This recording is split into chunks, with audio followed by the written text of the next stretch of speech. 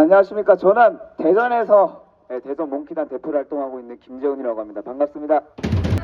지금 이재명 정권과 좌파 정권은 대한민국을 공산화하기 위해서 수많은 정책을 펼치고 있습니다. 대한민국 헌법 제18조 모든 국민은 통신의 비밀을 침해받지 아니한다. 이재명 정부 어떻게 했습니까? 통신의 자유를 침해한다는 것은 국가 권력으로부터 국민의 사생활과 통신의 자유를 보호받기 위해 이 조항이 있는 것입니다. 그런데 이재명 정부 어떻게 했습니까?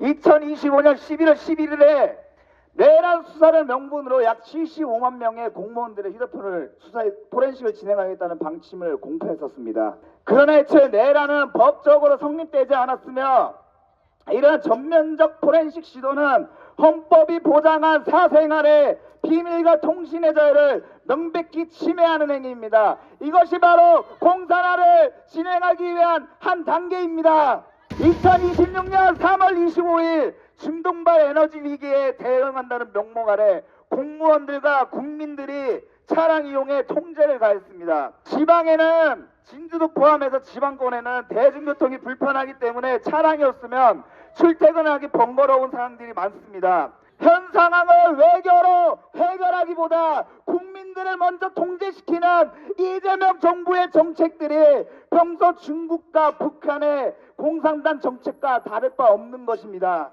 2025년 10월 1일 이재명 정부와 민주당은 방송통신위원회를 해산시켜 국민의 눈과 귀를 가렸습니다. 방송통신위원장을 해임시켜 새로운 위원장을 위임하기 위한 이재명 정부의 꼼수라고 볼 수 있습니다. 언론을 통제하여 국민들의 알 권리를 막아 이재명 정부의 독재와 이재명의 연임을 하기 위한 스텝 중 하나인 것입니다.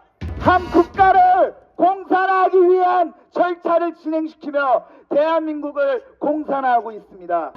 이재명 정부 또 어떻게 했습니까? 좌파 정권과 힘을 합쳐서 국가보안법 폐지를 추진했었습니다. 국가보안법은 대한민국 안보의 세계 최후의 안정장치의 역할을 해온 것이 사실입니다. 그렇다면 국가보안법 폐지를 할 경우 과연 누가 이익을 보겠습니까? 대한민국의 자유민주적 질서를 위협하는 세력, 즉 대한민국 내부에 진투한 간첩과 반국가 세력 아니겠습니까? 이러한 일련의 행위는 단순한 정책 논쟁의 문제가 아니라 헌법 질서와 국가안보, 국민의 기본권을 동시에 위협하는 행위로 평가받을 것입니다. 이재명 정권과 이에 동의하는 정당들이 바로 내란 세력이라고 할 수 있을 것입니다.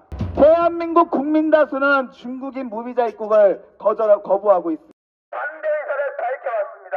그럼에도 불구하고 이재명 정부와 좌파 정당은 국민의 뜻을 거슬러 2025년 9월 26일부터 2026년 6월 30일까지 중국인 무비자 입국을 추진하는 정책을 추진하였습니다. 중국인들이 입국해서 귀국하지 않고 불법 체류할 가능성이나 이런 것에 대한 대책 하나 없이 무비자 입국을 허용했던